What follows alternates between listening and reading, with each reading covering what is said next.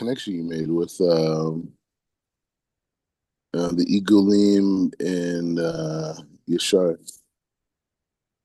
No, yeah, good question. I was thinking about my name. I was like, that's interesting. Mm. Just trying to make it personalize it. Yeah, yeah. I mean, bro. I mean, these it's like in your name. There's like endless connections. You have to, bro. That's.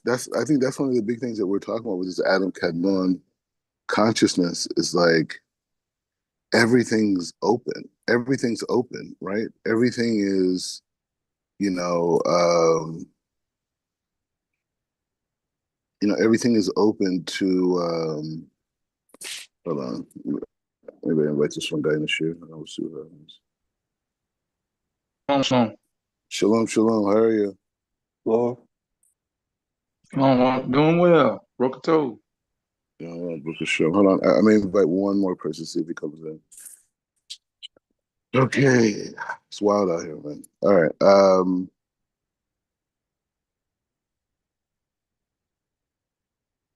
Okay, so all right. So anyway, so all right, so we're in it, we're moving forward. Now the thing is like this. So the thing that's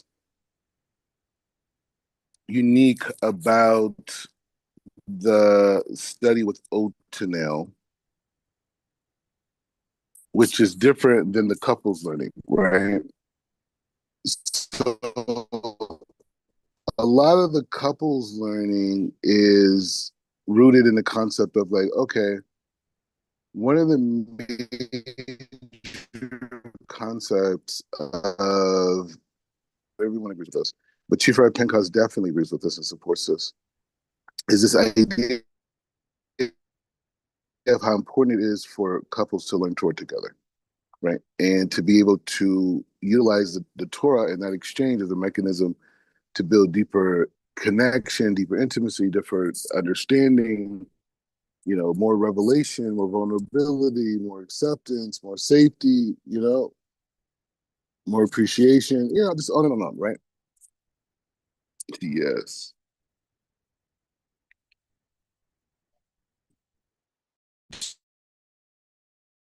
So, anyways, so by what OT now, it's a different type of a learning thing, like, right? So what is it? What is the mechanism? Hey, Shalom, Chief Rabbi Zohar, close. So, Shalom, Shalom. All right. So anyways, so the point is just saying that. So like by OT now, what is the concept, right? Because the thing is that like when you look at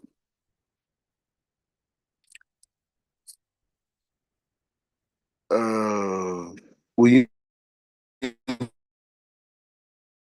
when you look at the concept of like say like culture is like perspective, right? Like what perspective are you viewing the Torah through, right? Like what perspective, what type of understanding, and Baruch Hashem, in our generation, Hashem has created like so many different branches that different people at different stages of their tikkunim could branch onto, right?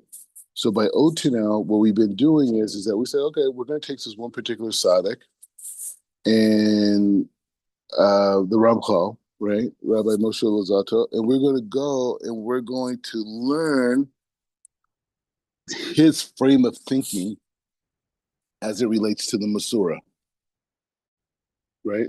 So you have a Masurah, right? You have a tradition from Mount Sinai. It gets codified for diaspora you know, uh, inside of Babylon, the Talmud.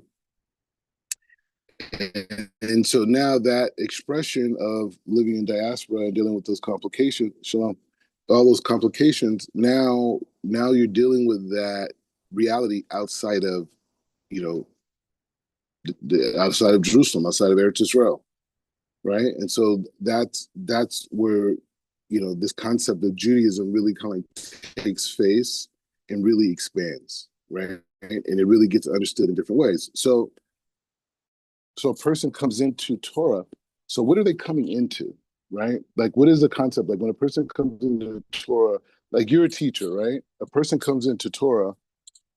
What are they coming into, right? Like, what are they coming into, right? So from a Kabbalistic perspective, we'll say that that person's soul, right, came into this world, right, to achieve a certain correction, right? The soul came into this world to achieve certain corrections. What that correction is unique to that individual, right? And a lot of the correction that a person comes into the world with, that correction is fixed through limud Torah, through learning Torah.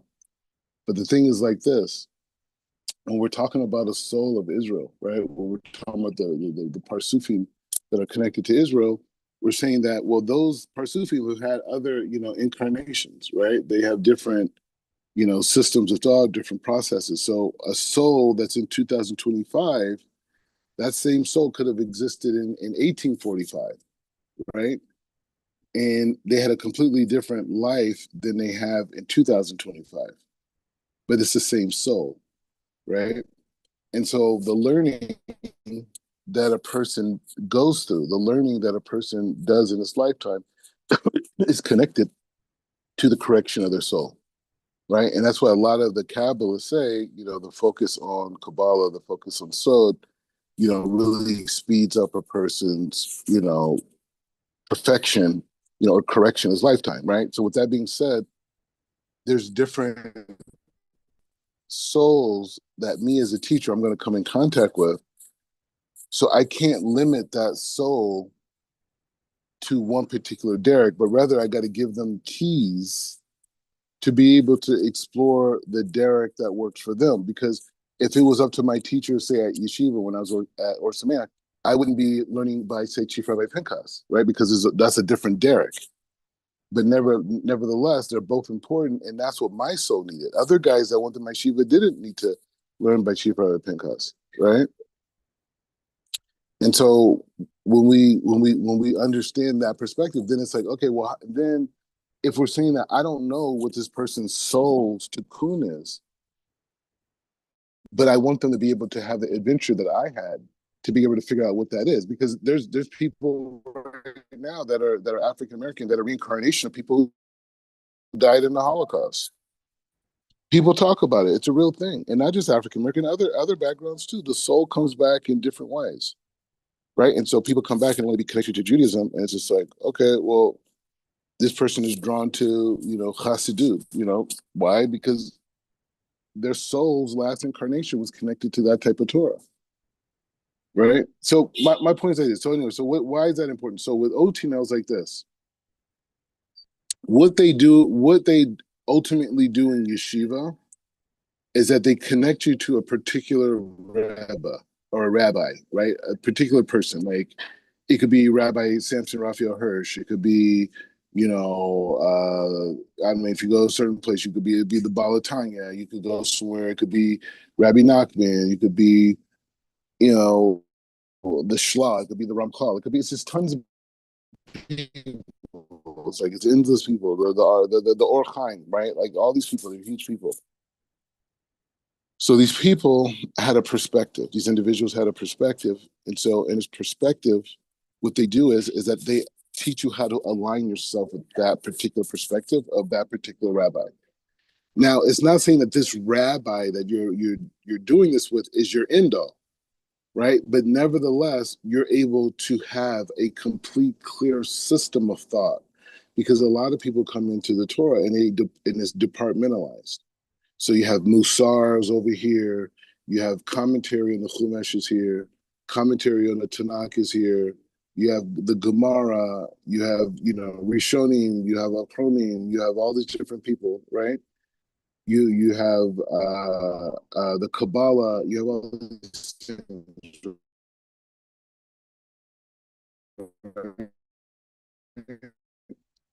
So the thing proper learning is to take one particular route, Chief Rabbi Zohar is in the show with us. So he would tell you that he works a lot from Ben Ish Chai, right, in the Ari, right.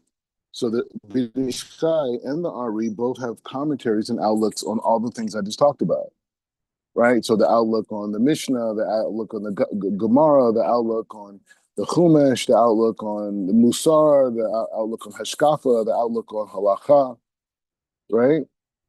So I can follow the line of thinking of one of the greats from this aspect to that aspect, right? And so when I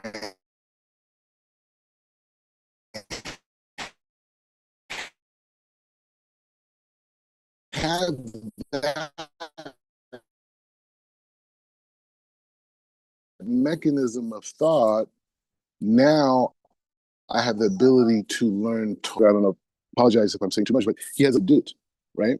So he, was able to follow the Rebbe and his line of thought, or the Alter Rebbe's in his line of thought, or the Frierdiker Rebbe's line of thought, and many others, and then be able to go through the Torah, right? And once you have one Rebbe that you could follow that line of thought, then you say, okay, so I learned like if you go by like a yeshiva, like the Brisk yeshiva, right? So they only learn Rambam, right? They learn Rambam, and how do they understand Rambam?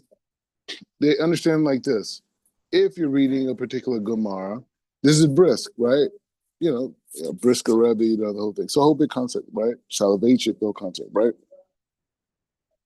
So they hold like this. So like if you're learning by the Brisk and you're learning a particular Gemara, I think they learn like one or two specific Gemaras. I can't remember which ones they learn, but the point is the saying, whatever perspective you have, it's either in line. It's either in line with Rambam or it's not. Right? It's either in line with Rambam or it's not. Right? And if it's in line with Rambam, right? If it's in line with Rambam, then it's a good perspective. If it's not, you got to figure out how to make it work with Rambam. Whatever it is that you are. Anyways, so the point is saying. So I mean, so anyway, so the point is just saying what I'm explaining to you is how a person develops a framework of reference to learn Torah. And you need a Rebbe, you need a person, a Gadol Ador, that can hold your hand and connect everything together for you.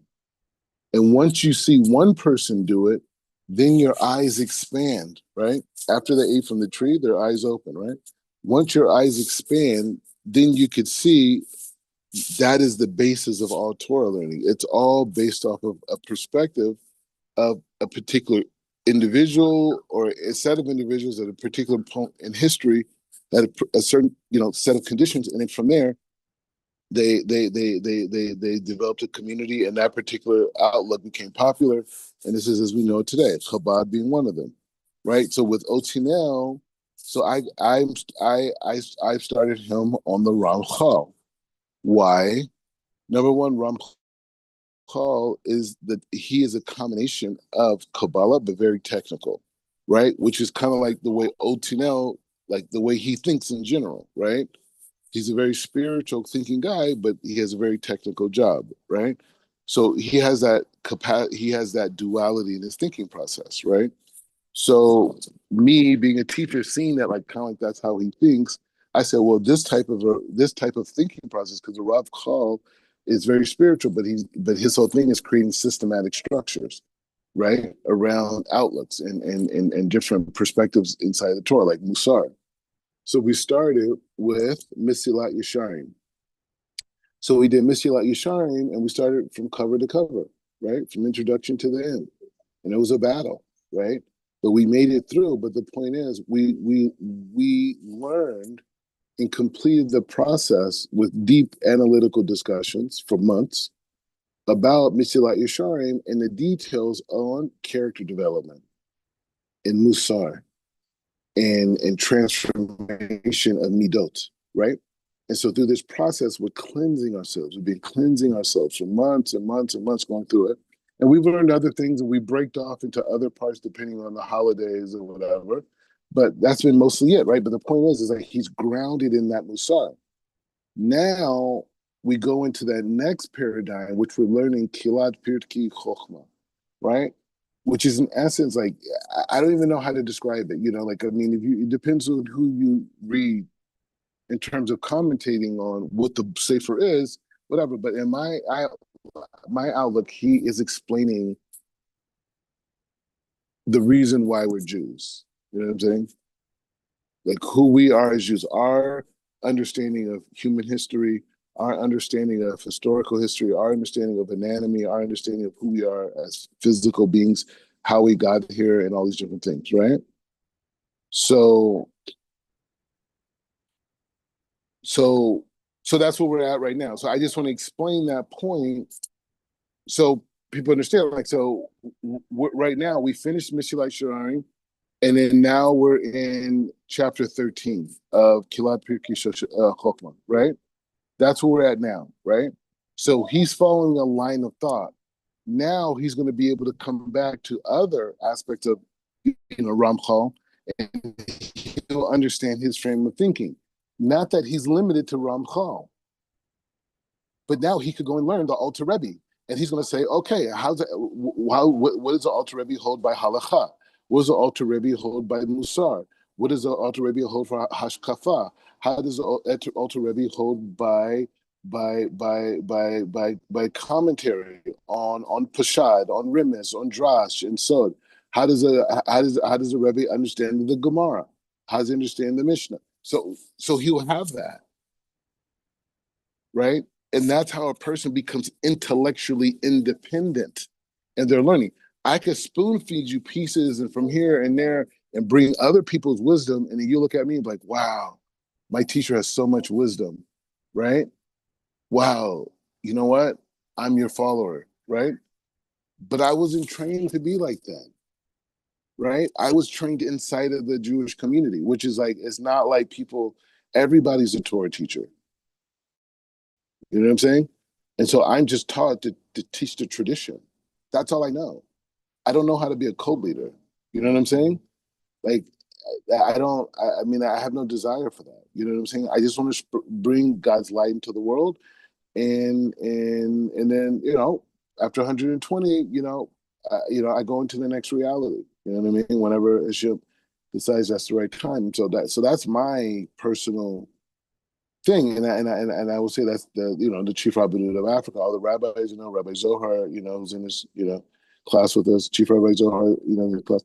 I would say all of them, would agree with this sentiment. You know what I mean? So the key thing is we just want to teach how to learn, like how to go on your own spiritual journey, how to find out who you really are, what your parsufim are. Right. So I'm just giving you like tools, like, okay, hey, this is who we are. This is what they say. This is what he says. This is how he's saying it. Right. And that's what it is, right? So that's kind of like where we're at. So any Chief Rabbi Zohar, you have any points before we go on further?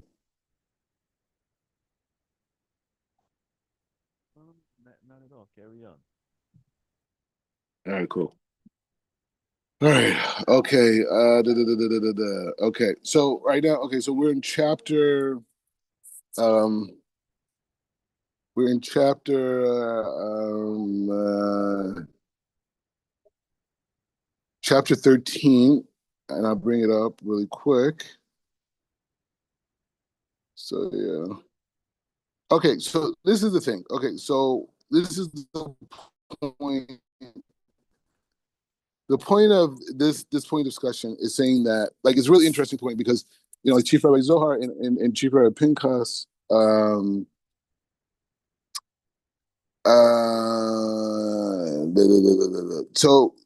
there's different perspectives on how to understand the supernal worlds, how to understand Kabbalah, all these different things. Some people say, hey, we know more. Some people say you have less, we have more pages, this type of thing.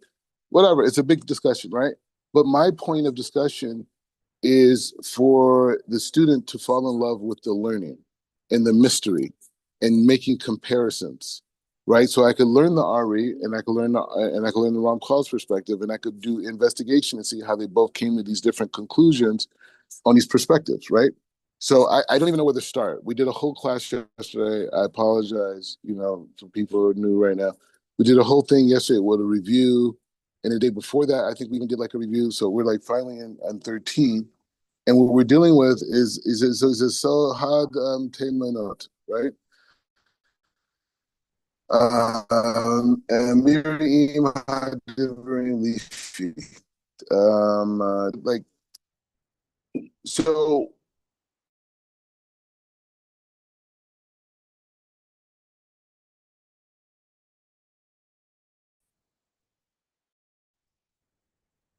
this is a huge concept, right? Because all of creation. Hold on one second. No. Anyways, all right. Yeah, I got like a fraternity house now. So, anyways, but everyone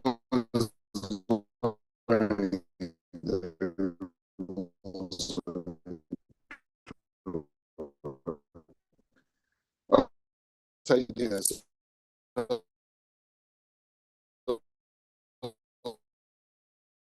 The way that when Adam just Midrash that says all of creation was enamored, or they were completely bowing down to it.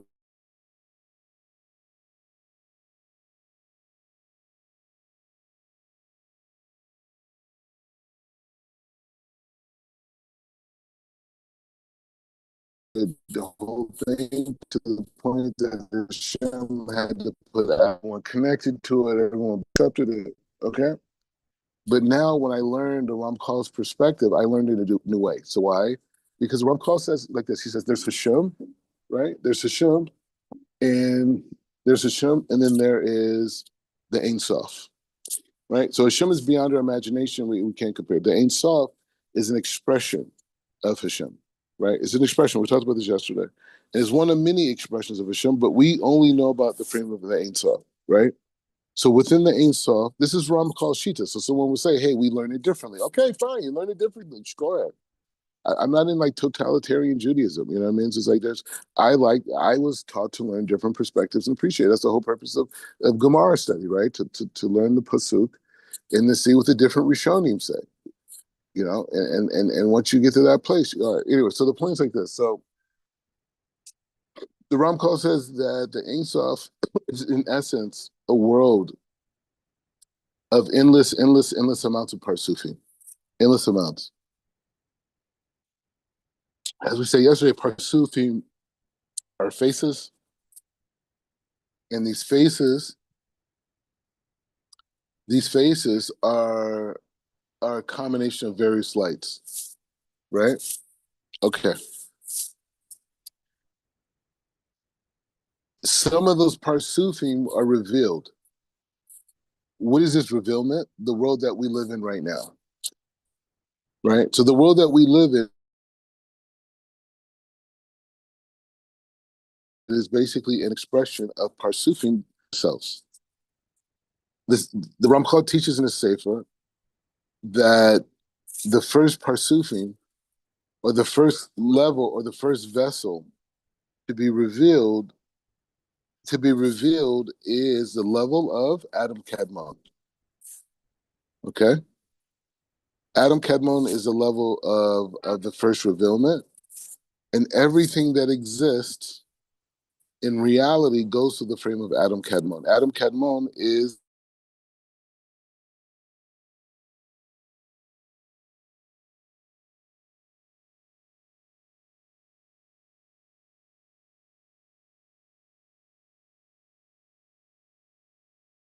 Kalim that is revealed from the Ein Sof.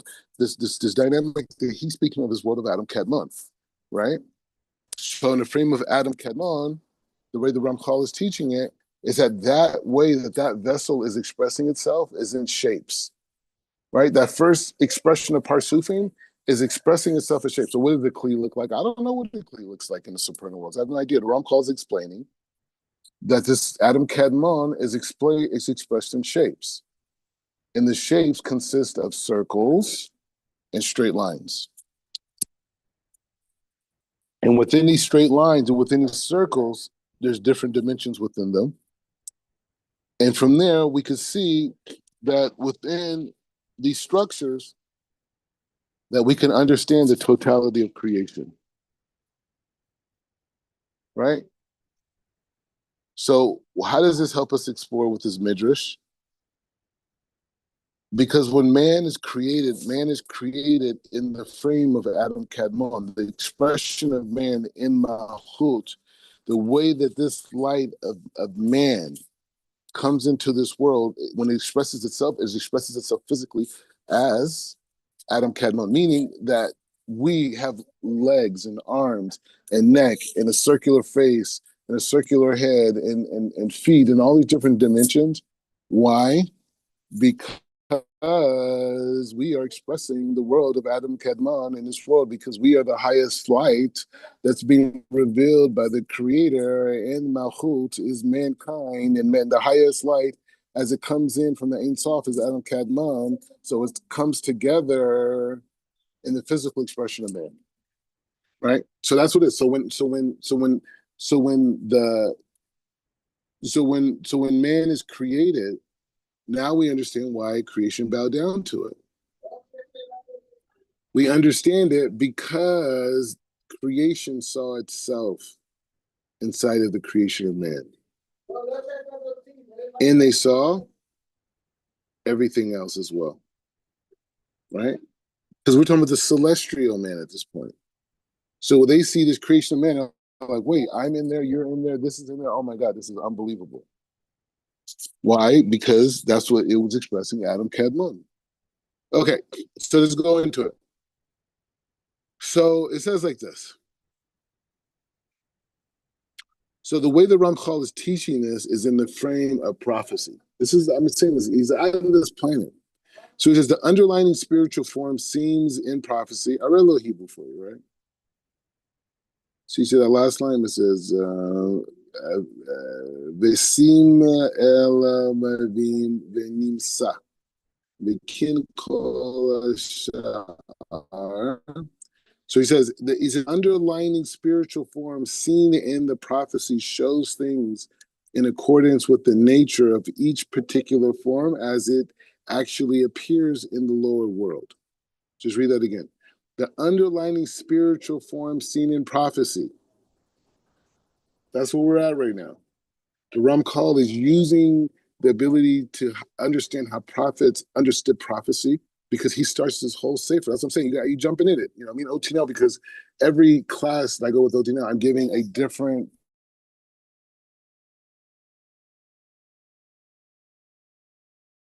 frame of thought that allows him to have an aleph, right? A teacher has to give a student an aleph to a tough, meaning that regardless of what happens to me, he will have a frame of reference to be able to go in all Torah study, right?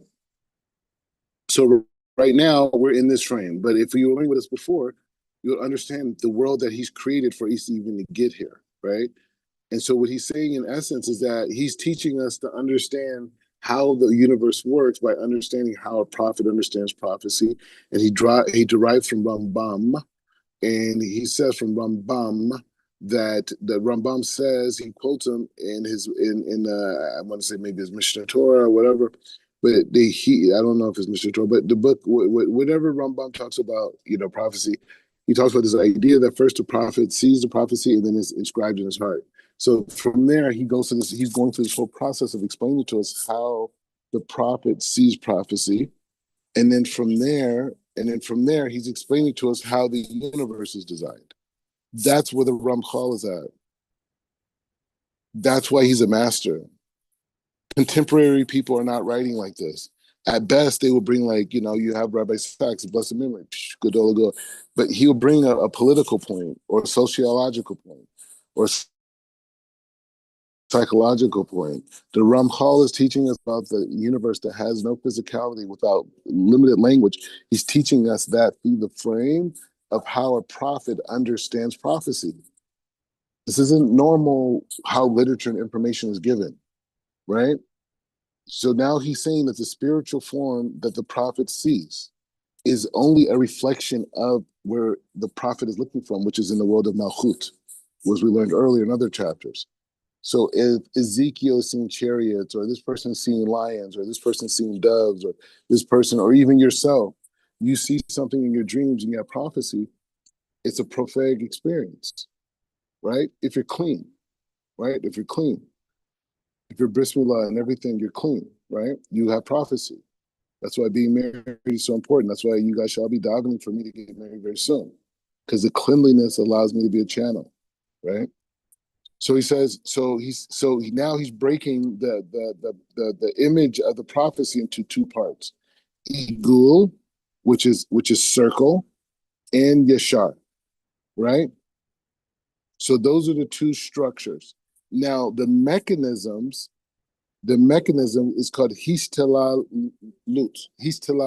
right? Histellalut. So that's the structure.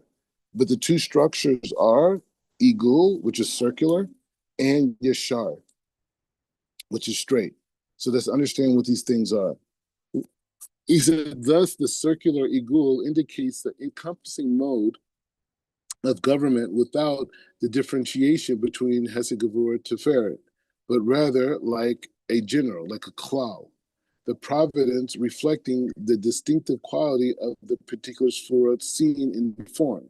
So when you look at a sphere, within a sphere, there's many levels inside of it, right? So there's a sphere itself, and then there's the details. Like we have the Omer, right? So you have Hesed, Hesed of Hesed, Hesed of Gevurah, Hesed of Tiferet.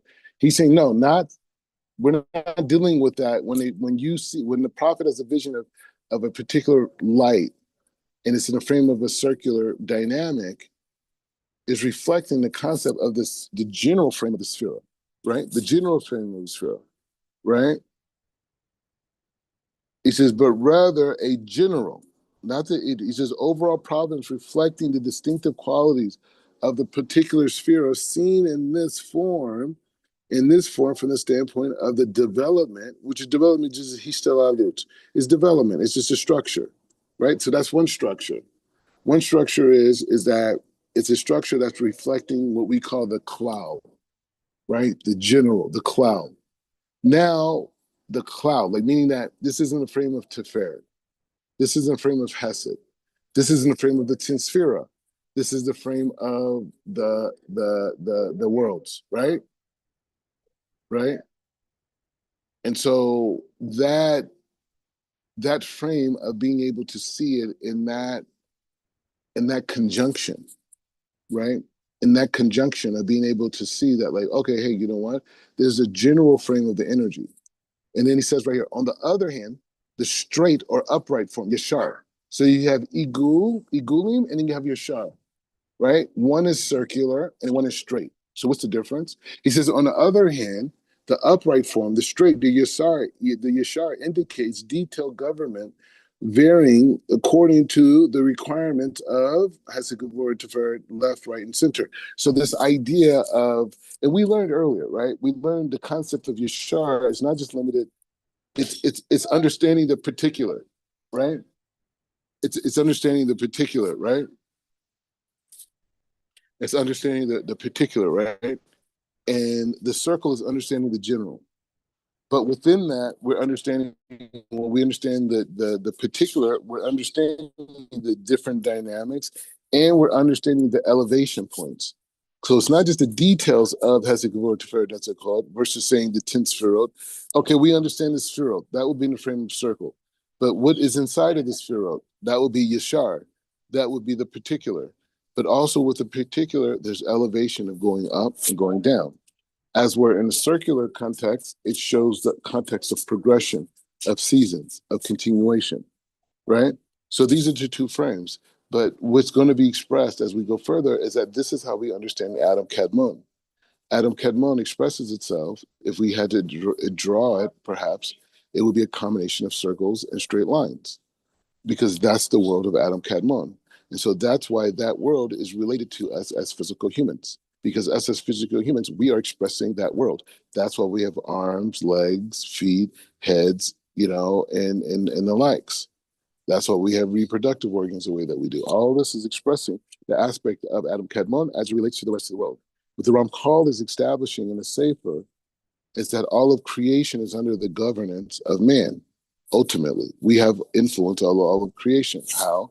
Because all the other lights that emanate into this world, that come into this world and manifest tree, manifests as dog, manifests as cat, manifests as giraffe, manifests as bird, as eagle, as vulture, whatever, right? However way it manifests is reflection of the light from the upper worlds, right? And that light from the upper worlds, when it becomes manifest in this world, manifests in these different frames. But in order for that light to come through this world, the filter that it has to go through is Adam Kedmon. So when all of creation saw Adam and they bowed down to Adam, it was because they saw themselves and all of creation within the structure, right? And so that's where we're at. Okay. Acharei sheni chaver derech klala b'vinaim. So he says, having explained the terms how the chariot appears in prophetic vision, we should now begin the discussion to discuss some of the more basic details that need to be understood. First of all, the general form in which the spheroid appears, circular and upright. So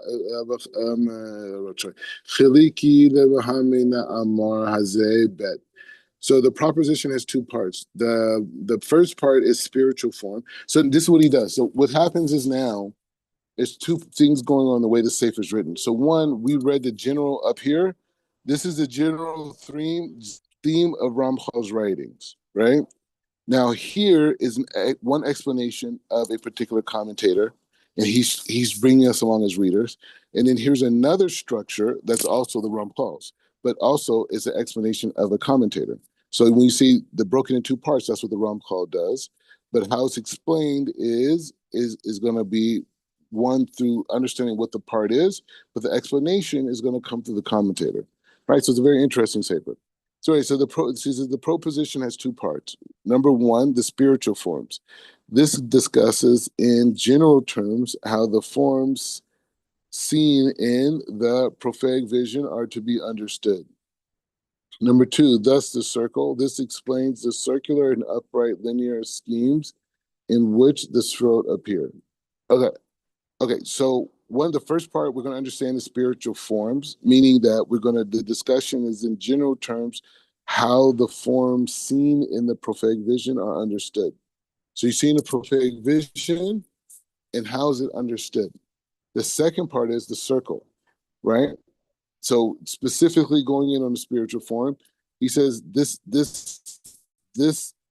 part two is going to explain the circular and upright linear schemes, which the spheroid appears, right? So you have one frame, which is the linear, which is a 10 spheroid, right? Keter to Malchut. And then you have more of a horizontal, more of a horizontal frame, which is, the different worlds, right? From Adam Kadmon to the world of Asiya. So he says, so he says, Sod Haminot Mahadivrim. So he says the first part. So here's the first part. The underlying spiritual form seen in prophecy shows things. We already know the spiritual form or picture says Truma. Okay, the spiritual form of Truma. So that's the vision itself, right? The vision that has, whether you have the ability to have a prophecy or we're reading a prophecy inside of the Tanakh, or whatever. He says we know that the spiritual form or picture he's referring to as truma, right? So he says he says that we are talking about is nothing but a light, a ha'era, right? Ha'era, right? A shining light from Malchut. So he talked about earlier in the Sefer this idea of saying the world of Malchut is his own set of sunglasses. I mean, he didn't say sunglasses, I did. But he says, this is the way I understood it, that there's his own set of sunglasses. So the way he thinks that we see things in the world of Asiya, in the world of Malchus, is that we look at it and it's in these physical forms. So I look at, say, Rabbi Zohar, and I say, hey, here's a guy, he's, he's American, was born in Haiti, he's a rabbi, this whole thing. Met him Israel, Jerusalem. Okay, this is who he is. But that's only in this world, right? That's in the world of Malchut. In the world of above that, he is a neshama, right? He's a neshama, right? That came in the world during the time of Adar. Above that, he's parsufim, right? Because we know that the Parsufim are expressions from the endless world that come into this world and become cloaked into the frame of neshama that eventually comes into the goof. But really, all of us are different Parsufim. We're all different, unique lights. We got to figure that out. And actually, I want to talk to Rabbi Zohar about that because I know Rabbi Pinchas teaches about people finding this. All right. So anyway, so let's just keep going. Let's just keep going on this whole sugya. So the point is saying, so he's on this frame of talking about the pictures themselves. We already know that the spiritual forms or pictures that we're talking about are nothing more than lights starting from Malchut. So there's a world of seeing things from Malchut. The image itself is not teaching us everything, is not teaching us anything other than the light behind it, right? Which signs in a particular way because Malchut is the root of the created separate realms in which this form or picture is actually found, right? So the way that we understand lion in this world is lion, like it looks like a physical lion. But the energy of lion, right, Ari, that lion, that energy comes from the heavens, just like everything else. But it's not until it comes into this world that it manifests as lion. The same me and you as human, right? Or me and you or us as Israelite, right? Because it's the Parsufim. We're a specific set of lights that come from a specific part of the endless world, the Ein Sof, and then we come into this world for a specific participation in the collective galaxy, or they call it here government system. Okay, so that's who we are, right? Okay, he said, it follows that the prophetic vision must be interpreted accordingly. The prophetic image must be understood in accordance with the way the corresponding form appears in the material world. We refer to the form seen in prophetic vision as underlining as Sod ha-Truma, right? Sod ha-Truma, right? What is this Sod ha-Truma? We refer to this form. So he referred now as the initial vision that say you guys are prophets, right? And I'm just somehow teaching prophets and I don't realize it, right? Okay, fine. If you guys are prophets, so that when you guys have your prophetic vision, he said you have to understand it in a frame of Sod Truma. What does this mean? He said it's the underlying form, not the image itself, but what does the image represent in terms of a sphera, right? He said this is because in the prophetic vision, what is seen is not the physical form as it exists in the material world, but rather the spiritual root of this form, and thus we call it the underlying form. And the way that the subject of the prophecy must be understood is in accordance with the nature of each particular form as it appears in the lower world. Okay, so again, like he just reinforcing this idea of saying like when you see the prophets describe the vision in the Torah, don't look at it and like just on a surface level and say like, oh, he saw a lion, he saw a dove, he saw a lamb, he saw chariots, he saw these things. No, these things represent spiritual worlds, right? Just like you do. But in this physical reality, they're limited to a finite reality. So Nigula Mirahane Aga Sevuvet Levea. So he says like this. He says, Veha eagles. He says the eagle. So he's talking about the circle, right? So he says the circle indicates encompassing governance without differentiation. We talked about that, right? The general, the collective, right? Meaning that there's a football game, right? And there's a crowd full of people, 100,000 people there, right? They're football fans. That would be the general.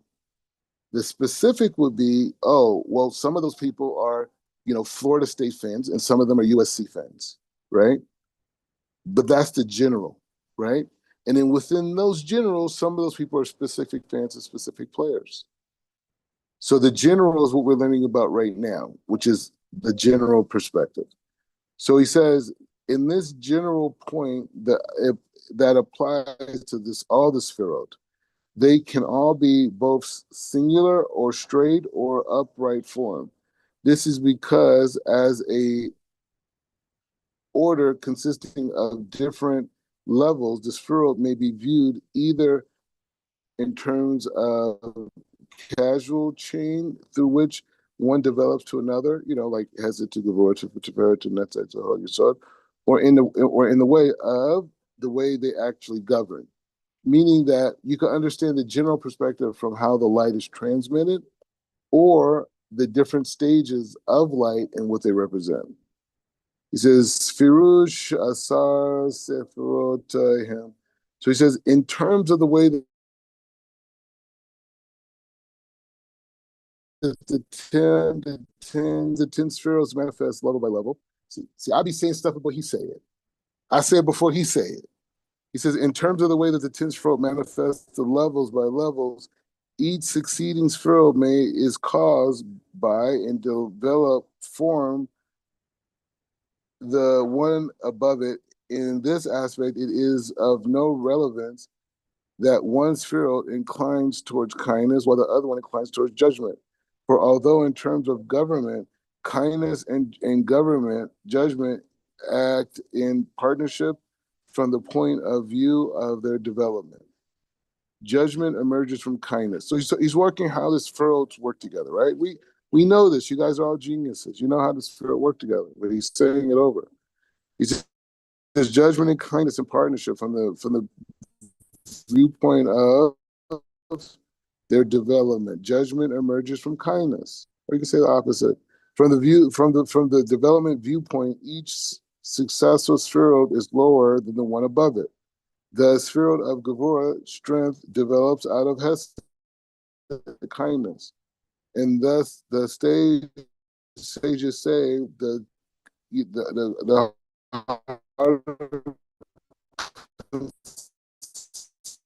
gave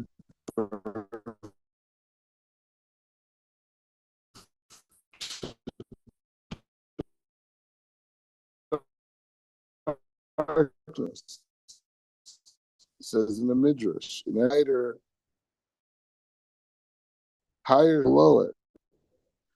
We can now picture them like the skins of an onion. So you see it, right? Keter, everything exists. And then outside of Keter, everything emerges, right? Yo. Oh, hold on one second.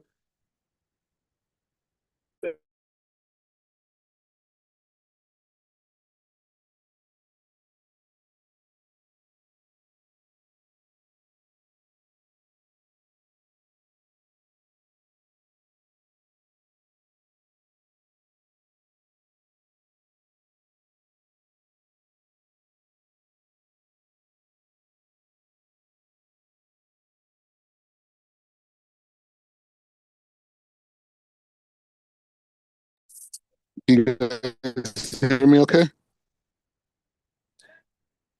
Can you hear me okay? Yes. Okay, fine. All right, perfect. Okay, so anyway, so the kids, the point is just saying that. The point is just saying that. The thing is, like, we opened the Shiva here. I did, open Shiva here, and so like now it's like a lot of traffic, a lot of guys coming and study. So it's a little rowdy a little bit, but it's all good. Hey, hopefully it works out, right? So, but kids, how you doing? Anyways, all right. Anyways, yeah, all right. Big party. All right, so everyone wants to talk to me. Hold on.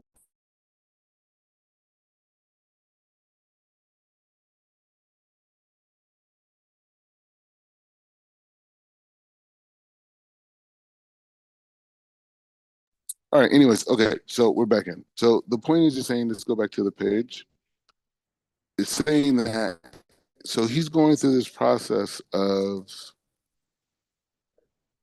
He's going through this process of is in essence explaining this general perspective of understanding that there's this aspect of how the spheroids develop, right? And they develop one developed after another, but we know this, right? But he wants to make sure that we know this, right? So he says, ha beniga. He says, Hani begi mitalat. So he says like this, mitalit. So he says, however, in terms of the way in which the worlds are governed, Gevura ascends by facing Hesed, while Tiferet beauty also rises and stands between them. Similar Hod splendor stands up against Netzach, victory, and so on in the same way. Thus, the government of the world is detailed in order on the basis of three lines of Hesed, Gevura, Tiferet, right? So he says,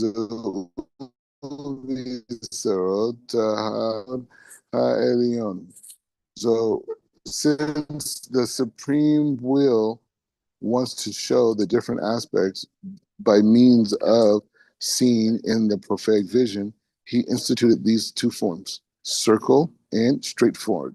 You hear that? So he wanted us to understand the progression of his light, how his light manifests in his world. So he gave us two shapes, straight lines and circles. He said the circles indicate the development chain through which the spherot emerge one from another, while the upright linear description indicates the governmental order in which the spheroids are arranged, along with the three lines of Hesed, Gvurah, and Tiferet. Relating to the casual and developmental interrelationship between the spheroids must be understood from the circle, while relating to the governmental must be understood through the description.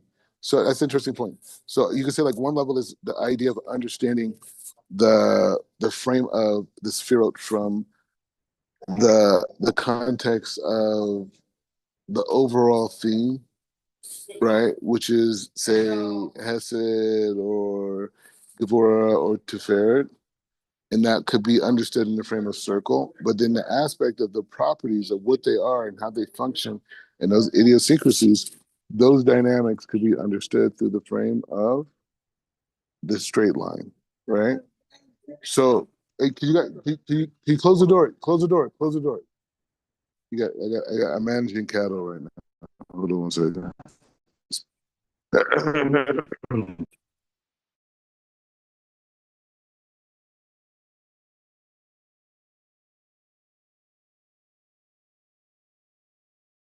Yeah, it's getting rough in here. It's getting rough in here.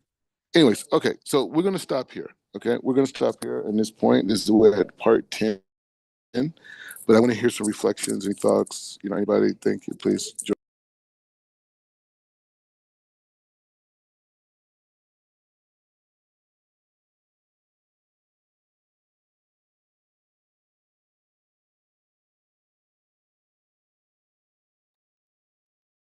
Rabbi, I was gonna let Chief Rabbi Zohar kind Yeah, of get his thoughts, but he's he, charging his phone. Y'all yeah, sorry. exactly.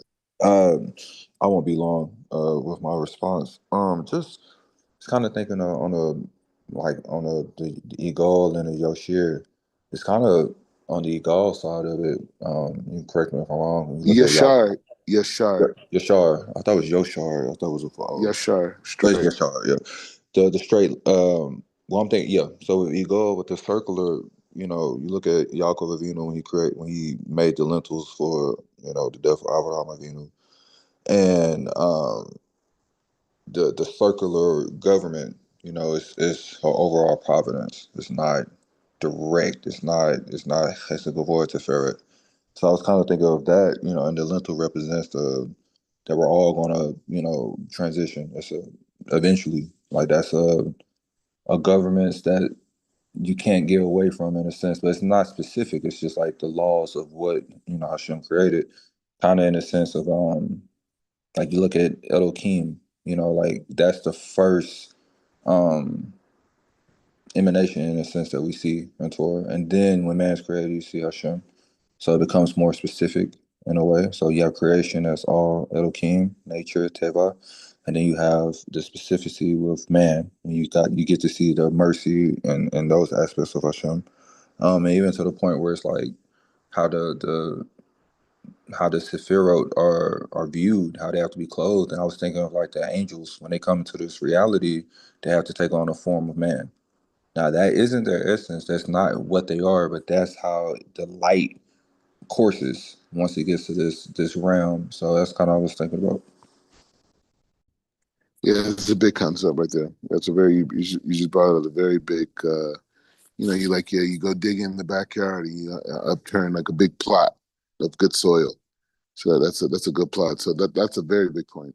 So the fact that the angels, when they come into the world, they're shaped as man. That's the whole point. That's the whole concept, right? Because they're also in that highest frame of light, but they're not as high as man, and they don't necessarily have an exact purpose in this physical world other than fulfilling a mission. That's big. Like that. That's huge. Very nice. You just strengthen the point. You just strengthen the point. Like your point is the same. Like, hey, well, that's the same idea that Adam Kadmon by the human is the same idea that it's not because of human that Adam and Kadmon is expressed that way, but rather Adam Kadmon is the human expression of Adam Kadmon. How do we know? By the angels, right? The angels come as well and they take physical form. All right. Any other thoughts? Any other ideas? Yeah, I get as we were going to understand. I want to make sure I'm saying it right. Yashir and Yashar, Nagul, Yashar, um, Yashar and Igul. Igul and Yashar. Okay, Exactly. so just kind of the way you explain just general. I was thinking about it from like almost like a counseling aspect of how just using it from a counseling aspect. Whereas if let's say you come like you encounter someone and they come off, like, say you go to a grocery store, or, and the cashier is very disgruntled, right? And so from the general aspect, you look at it and you're like, man, man, you're disgruntled. It's poor customer service. This is just the aspect. This person is just really upset.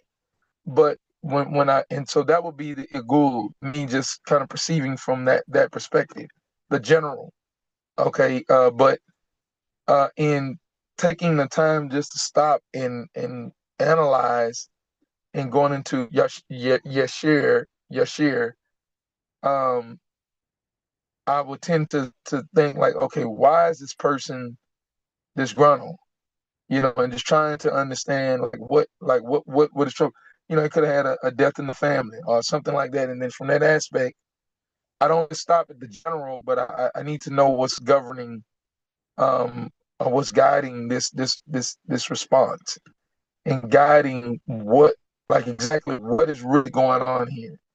And I think in life in general, um, on a day-to-day basis, we these are tools that we can use to try to analyze exactly what's going on around us. So that's how I view this scenario.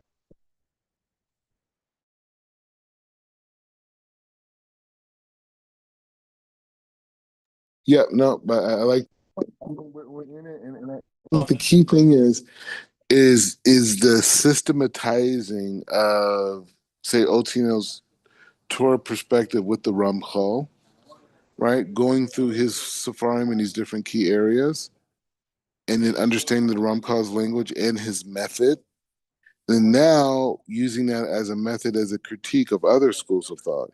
So now when he learns a Breslov thing, Rabbi Nachman or something like that, he can compare it to a prior school of thought. Now he may choose and say, you know what, I hold more by Breslov now than I did by Ramchal when I was learning with you in 2025, or I'm holding more by Chabad, or I'm not, or I'm deeper in the Ramchal. But the point is, he has real tools to use to move forward on his journey. And that's what a teacher does for a student, not to make him into a follower, but to give him the tools to say, okay, now I can analyze Jewish scholars throughout history. And I could have my own classes and I could get my own perspectives. And, I could always learn from, Rabbi Mordechai, you know what I mean? He's my guy, he's my rabbi, right? But the point is saying he has to be a leader in front of his kids, right? That's the only way they're going to be leaders. They're not going to be leaders if he's my like number one follower, right? And what did I accomplish? As a guy who was, just put in a position to get some additional information, right? If I don't empower that person the same way my teachers empowered me, right? And so that's the difference between these people on the outside, who don't really have a tradition, is that they see information as a way to control people, right? To keep them underneath their thing and to control them and, this whole type of thing and blah, blah, blah. And it's like, bro, this guy needs to go and fly, bro. And we need another, in OTL, he needs to recognize we need another, 100,000, 200,000 OT-nails, 500,000 OT-nails, bro. But just going out seeking truth, trying to bring truth, you know what I mean? Like no control, independent, doing our own thing. Anyways, we'll continue on. We'll do something, God willing, tomorrow. But either way, we're pushing forward, bro.